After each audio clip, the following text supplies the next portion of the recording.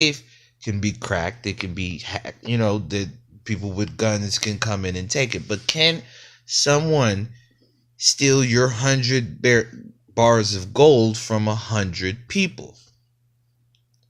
Especially if those 100 people don't know that's what they're holding.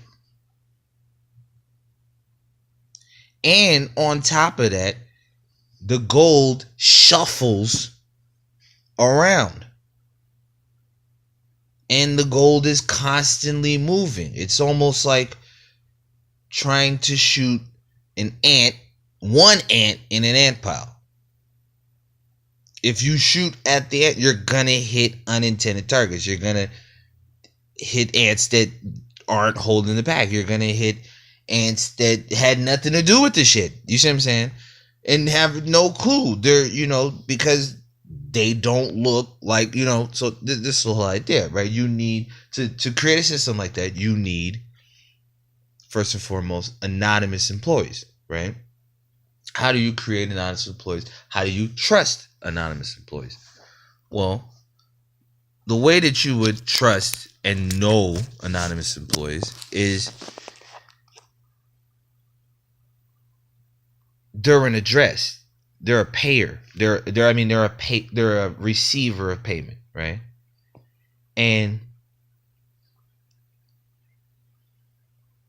you have to pay them all the time when they're not working. It has to be salary, because if you pay when they move, that's a clear sign that they're moving. Someone outside the system could easily say, hey, since seeing that you got paid, I'm tracking the payments to the people. That's how I can track with the packages moving. But if all participants in the network are being paid at the same time, you don't know who has what for what and when what is what. You know what I'm saying? And what is moving for what. Another aspect of that, to keep it anonymous, is that you have to have roughly 90% of the packages be dummies. Okay? So even when people do want to out themselves as a mover, holder, or an employee of this network, they may be doing it with a package that has no value and no real losses incurred to the network or its reputation. 2, you naturally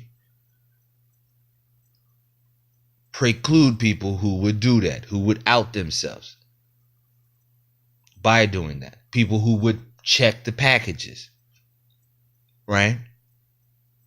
And it's a clear way to not pay people who do not work in the system. Does that make any sense? Yeah, it should make sense.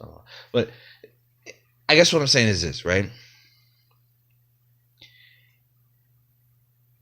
There is a power structure. It's not, money isn't everything, right? It's actually, and most people don't pay taxes out of their pocket. They pay taxes before they ever get the money. Okay. So my theory is, if you're the type of person that's interested in getting paid anonymously, that's interested in an anonymous job, you may have some issues with the current system. And that's a benefit to said network. You don't want people wedded to the system. You want people who are unwedded to the system, or quasi, in between, but sympathetic. 2, because you pay them every day. Say you do have a snitch, right? And the snitch is in the system and he's getting paid every day, but is yet to receive a package or move a package. What is he snitching on? Right? He's not giving any actionable intel till you receive something, right? And then when they receive something and they snitch, there's a good 90% chance that there's nothing there to snitch on, right? But the act of snitching will mean that package won't receive its intended target, right? Because by virtue, if you were snitching on this package, you would have to give the package to be open, right? The moment the package is open, the package is invalid. Everyone moves packages. They don't move open packages. They don't. When I mean open, I mean you lockbox.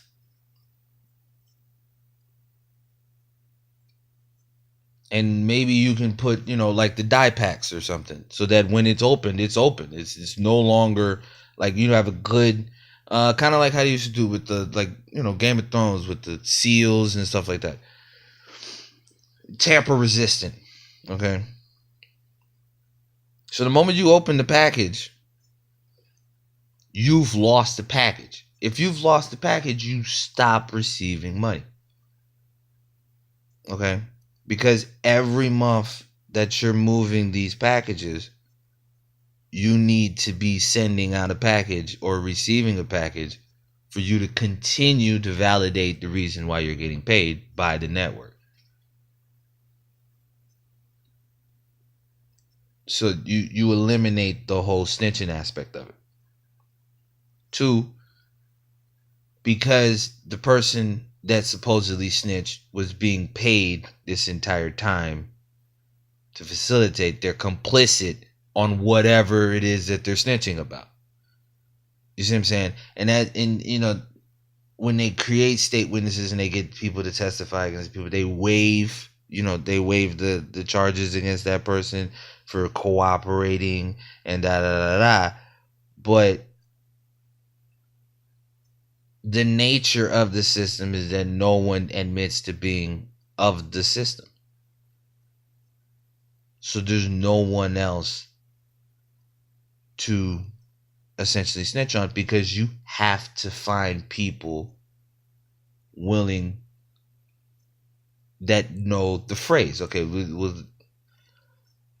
we'll explain how the transactions and the moves actually happen, right? So when the sender is sending something, he pays a monthly stipend to hold it in this holding pattern, and then pays to receive it or send it to the actual destination.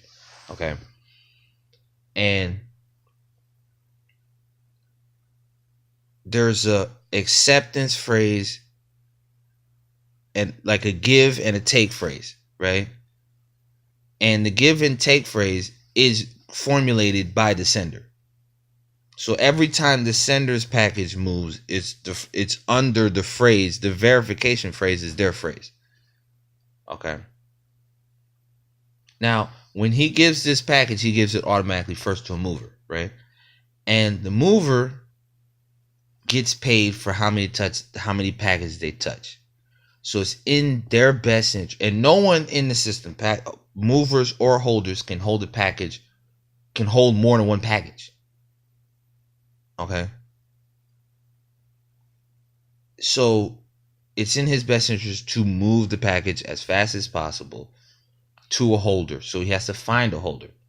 And the way that they find a holder is that they have to sneak the phrase that the sender said in casual conversation with random people till they found a random person that gives them the challenge phrase back. And when they have the challenge phrase back, that's when they give the package.